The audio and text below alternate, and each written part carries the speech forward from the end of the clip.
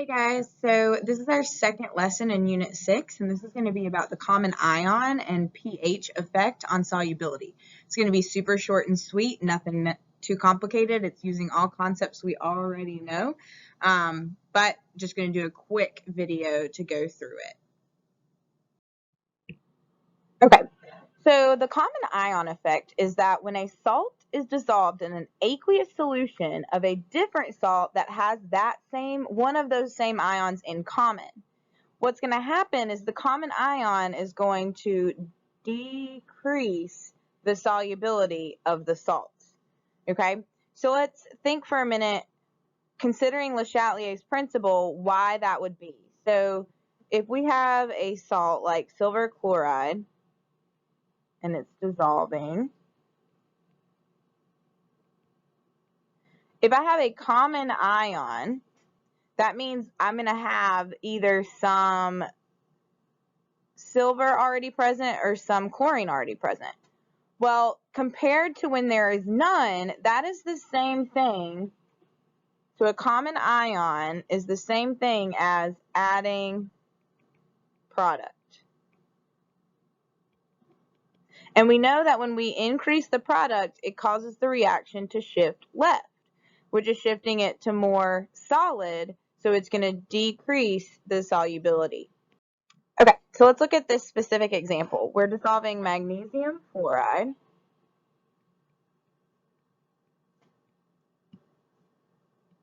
So magnesium and 2 fluorines. Now, if it was in pure water, we see the solubility is about 1 times 10 to the negative 3.5, something like that. So we would have, if it's in pure water, we would have 0 is our original concentration of ions. We would have plus x plus 2x. So we have x and 2x. So then the KSP would equal x times 2x squared, which is going to be 4x cubed. And we solve for x and we get something like what's shown on the graph. But now let's change it. Instead of dissolving it in pure water, we're going to dissolve it in a solution of sodium fluoride. So I'm going to choose this point on the graph right here. The concentration of sodium fluoride is 0.08 molar. So what does that change? That changes the initial concentration of fluorine. Instead of being 0, it is now 0.08. So then we have 0.08 plus 2x. So then when we solve for x, we have x times, now you'll see in the next slide, we can ignore x because our KSPs are going to be so small with all of these super insoluble salts. So we're going to have x times 0.08, and when we solve for x, we're going to get a much smaller number than we had the first time, and we see we get more like 10 to the negative 8. So in a common ion, our solubility decreases, and the more common ion present, the more the solubility decreases. So let's look at an actual calculation. So calculate the molar solubility of cadmium sulfide in a 0.01 molar solution of cadmium bromide. The KSP of cadmium sulfide is 1 times 10 to the negative 28. So what I'm actually going to do up here at the top real quick is we're going to calculate the solubility in pure water, just so we can see the difference. So we have plus x, so we get x squared equals the KSP, which is 1, 10 to the negative 28. So then x squared is 1 times 10, x is 1 times 10 to the negative 14. So that is the solubility in water. But now down here, I'm doing the solubility in 0.01 molar solution of cadmium bromide. So if I have a 0.01 molar solution of cadmium bromide, then that means I have 0.01 molar cadmium. So I'm going to plug that in for my initial concentration of cadmium instead of it being 0 like it was from the beginning. Then I'm going to solve it the same way, plus x, so I get 0.01 plus x and x. So then I'm going to plug those into the KSP. We're going to ignore x, because look, this number is so tiny. X is going to be so small that subtracting it from 0.01 is going to, or adding it to 0.01 is going to do literally nothing after rounding.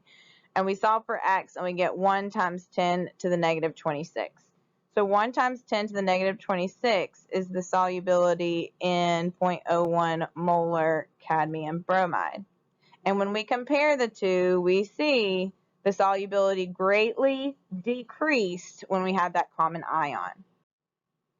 So this one, calculate the molar solubility of aluminum hydroxide in a 0.015 molar solution of aluminum nitrate. Then it gives us the KSP. So again, real quick, I'm going to do the solubility in pure water.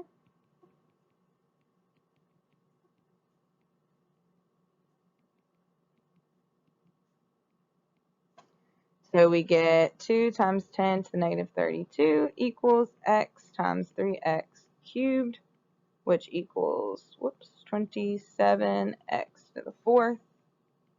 And when we solve for x, we get, where did I write it? 7x to the 4th. X is 5.22 times 10 to the negative 9. I think that's what that says. All right. So now let's do it in the 0.015 molar solution of aluminum nitrate. So we have aluminum hydroxide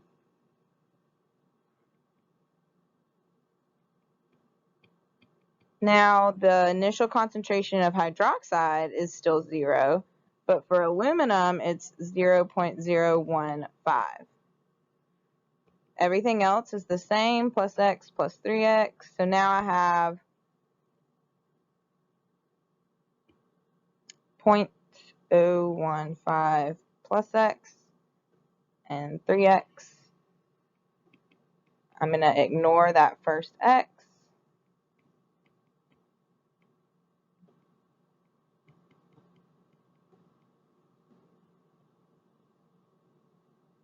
And so then I get 0.03.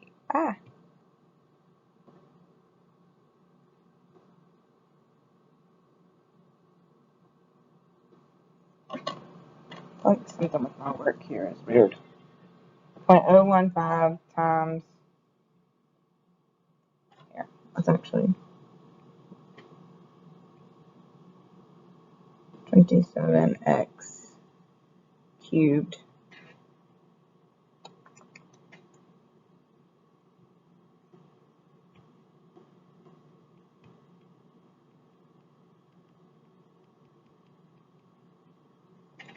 So divide.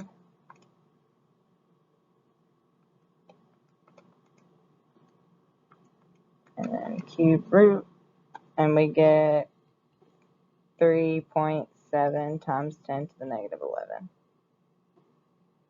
So again, the solubility decreased with the common ion. One more example.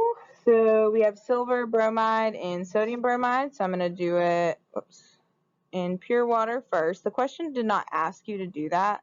I'm just doing it to show how the common ion affects it. So we have 5 times 10 to the negative 13 equals x squared. So x equals 7.1 times 10 to the negative 7. So now let's do it in a solution of 0.035 sodium bromide.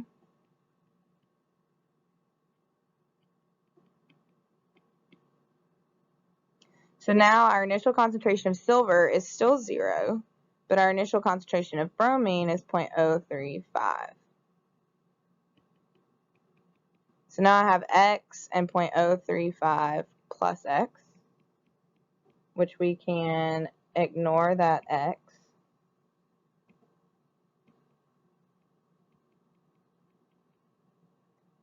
and we get x equals 1.4 times 10 to the negative 11.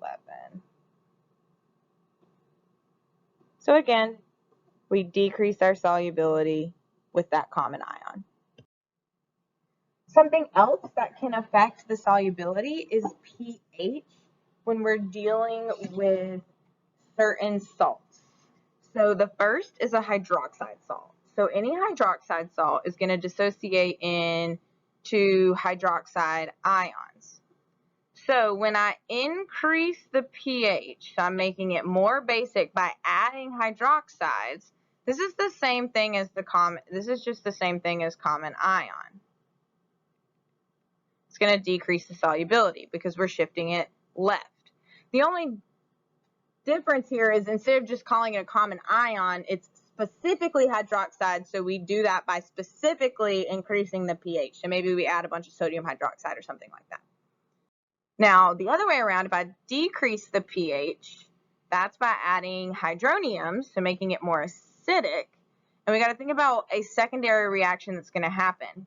When I add in H pluses, they're going to react with the hydroxides because that's what acids and bases do. They react to form water. So when that happens, the concentration of hydroxide decreases, which causes a shift right. So that would increase the solubility. So real quick, just to think about it, when we're talking about a solid dissolving, just make sure we get this point. Anything that shifts it left is a decrease to the solubility. And then anything that shifts it right is an increase in solubility. All right, now the other thing besides hydroxide salts are other basic salts, not those with hydroxide. Yes, not those with hydroxide. So we have like that salt hydrolysis, what we learned about. So we have some metal that's neutral, and then we have an anion that is basic because it comes from a weak acid. So in this example, we have sodium acetate. What we know is that acetate can act as a base.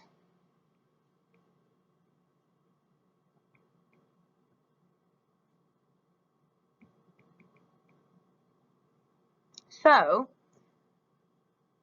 sodium acetate is going to be more soluble in an acidic solution because if you add in H pluses, well, acetate is a base, and what do bases do? They react with acid, so they're going to react, it's going to react with that hydrogen, so that's going to decrease this concentration and it's going to shift it right, which is increasing the solubility. So basic salts, so those with an anion from a weak acid, are going to be more soluble in acidic solution. Increasing the pH, adding hydroxide, is not going to do anything to basic salts because you don't have anything here to react with a hydroxide ion. We only have something to react with hydronium. So decreasing the pH or adding in hydronium is the only way we're going to increase the solubility of these types of salts. Okay, so told you it was going to be short and sweet. If you are listening to this, we are not going to do an assignment with this video. So instead, if you could just text me or email me if Remind doesn't work. So text me on Remind or email me and say, Happy Tuesday.